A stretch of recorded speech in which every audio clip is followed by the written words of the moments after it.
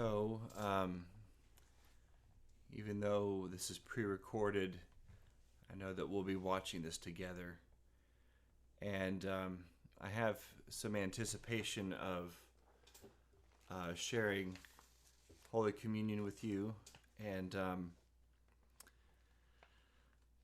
by anticipation means I want to, and I'm ready to. And and I'm feeling a little bit of a need to be close to God. And I'm feeling unsettled. I'm feeling like I'm hearing 17 different opinions and I don't know which one to trust. And that's why we go back to Scripture, actually. We read an ancient thing, sometimes to hear something new, but sometimes to take comfort in hearing something familiar. So when we read the 23rd Psalm, "The Lord is my shepherd, I shall not want," there is a familiarity to it. We read it in the King James usually. Probably about the only thing we still read in the King James. And we read it there because even though it's the Old English, it feels familiar. Or there's something so comforting about the old language. This is what we seek out from. This is what we hope to gain from the 23rd Psalm, is a sense of comfort from God. And that's the promise, ultimately. Did you know, back in the old days, back in the ancient days, kings, we know that sometimes they referred to themselves as gods, but actually, even before that, some of them used to refer to themselves as shepherds. Assyrian kings, especially Hammurabi, if you remember your old Western civilization, Hammurabi referred to himself as a shepherd of his people, often because they were nomadic. So it makes sense that the leader of the nomadic people would be a lot like a shepherd. But it's in that context that the psalmist, who himself or herself comes from a tribe that used to be very agrarian, used to be very nomadic, I guess, nomadic, right? Would know a thing or two about shepherding. So when the psalmist writes, "The Lord is my shepherd," there's a sense of distance, and there's a sense distance from human shepherds, and a sense of closeness to God. And maybe that closeness is based on need. Maybe that closeness is a desperation in the person who wrote it. The Lord is my shepherd. I am aimless. I am aimless without a shepherd. And I can't trust a human shepherd anymore. The 23rd Psalm, it's familiar, it's comforting, it's so full of imagery that we want for ourselves. Maybe you don't want to be a sheep, but you probably wouldn't mind lying down in a green pasture right now, especially as spring is warming up and everything is turning beautiful. Who doesn't want to hang out by the still waters and have fresh water that you can drink, and it's not going to flood and wash you away? And who doesn't want to have, who doesn't want to be led into comforting places? something occurred to me, and I kind of knew this, but I got a fresh take on this. Oh, I need my notes here. A fresh take on that when I was studying this week. This whole notion about you anointeth my head with oil. There's some associations going on there. First of all, you may remember that when they were looking for a new king and they were out hanging out in Jesse's house and saying, "Don't you have some sons that can be our? Don't you have a son that could be our king?" And they went through all of David's brothers until finally they said, "Don't you have one more?" "Yes, he's the youngest one. He's out by, and he's a shepherd boy." So, and they brought him in, and of course, when it was time for him to be king, the symbol was that they poured oil over his head and they anointed him. So often when I read, "You anointeth my head with oil," I kind of think, oh, someone's making me king. That sounds great.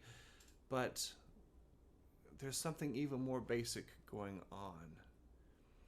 When you are a guest at the banquet, you know this from some of the gospel stories, that there are things that people did to make their guests feel honored, to show respect and honor and dignity to a guest. And one of those things was that they pour oil over your head. We know about the washing of the feet, but the other one is the pouring of oil over their head. Psalm 23, of course, has that, but I found another psalm that gives an interesting take. Later on, Psalm 92, the person is also describing being a guest in God's house, a banquet table. And the phrase the psalmist there uses, "I am soaked in freshening oil." I am soaked in freshening oil. You get this sense that, like, whoever's job it is to anoint people with oil, they just know they have a lot, and so they start pouring tons and tons and tons. I've got trains coming here late at night, so if you hear that, just know that's what's happening. I'm okay with the trains because it reminds me that there are some places in this world where life is going on. And if you feel stuck, I kind of feel like, okay, life is going on. Oh, this other line in Psalm 23, it woke up for me a little bit. And that has to do with surely goodness and mercy shall follow me all the days of my life. You know, this was surely goodness and mercy shall follow me. Of course, that's King James Version. If you go back to the Tanakh, which is it's a more direct translation from the Hebrew, it reads, "Only goodness and steadfast love shall pursue me." And that's one of those things that kind of gets lost in translation, but goodness and steadfast love pursuing you, pursuing us. So when Jesus tells the story of the 100 sheep and one of them has gone astray, we know that story. We love it. Jesus, or the shepherd, goes and finds that sheep and brings them in, and there's a big celebration. Jesus, for all of his wisdom, knows the older wisdom, and he knows his Hebrew. He knows this psalm that talks about goodness and steadfast love pursuing him. And perhaps while Jesus was walking through his own wilderness, he felt that pursuing nature of God. While the devil's in one ear, when the devil's in one ear, giving him all sorts of grief. Goodness and mercy were pursuing him. And so when Jesus talks about that lamb and picking up the lamb that was lost and bringing it back to the fold, I think that Jesus speaks from a certain experience. I'm glad that we get to share this on a communion Sunday, especially in light of Easter. Because I don't know about you, but I would like to be around the table with you. I want to be around the table with you. And even as the clergy person whose job it is to, distribute, I really just want to take my place at the table.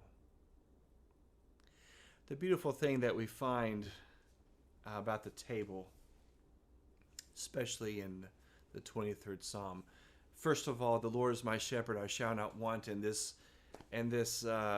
whoever is writing this is feeling like a great sheep, a great sheep with a happy life, protected, cared for, provided for.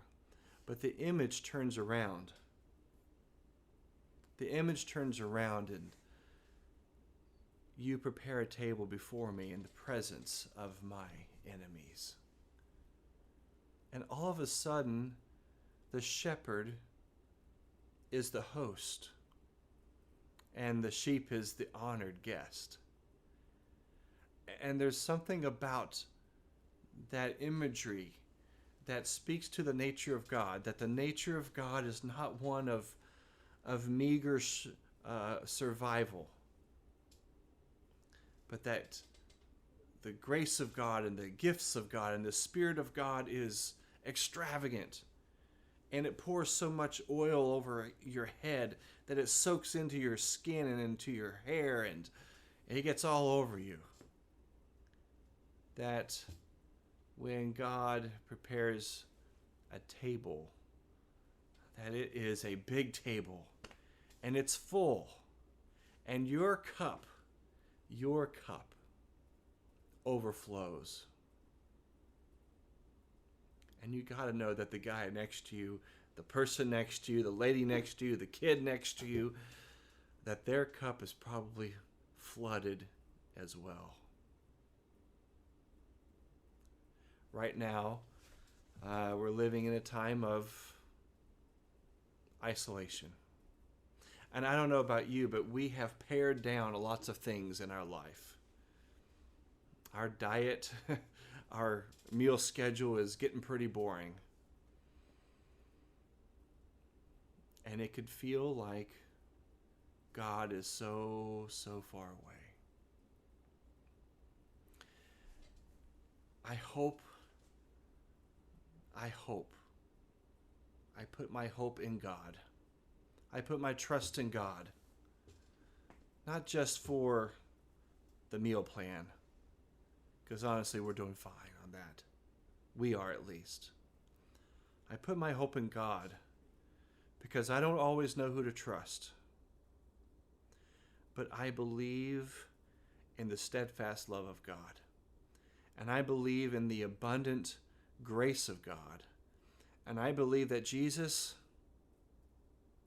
we're in the season of Easter, gives new life. And in this season of paring down, of this season of isolation, I am looking forward to that new life. I'm looking forward to the renewed life.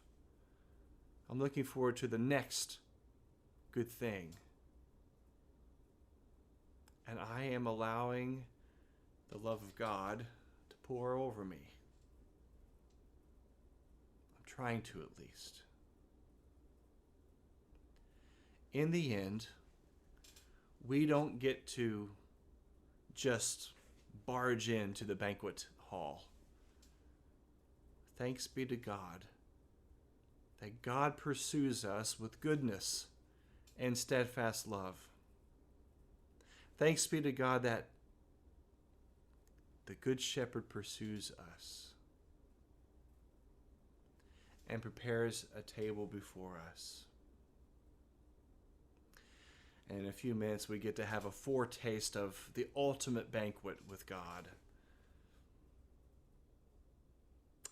What about those enemies?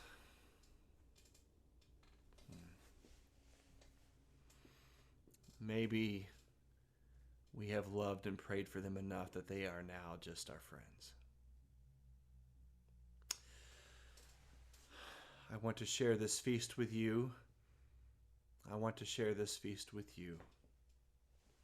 Thanks be to God for the banquet table that's big enough for you and for me and for all of creation. Let us feast. Thanks be to God. Amen.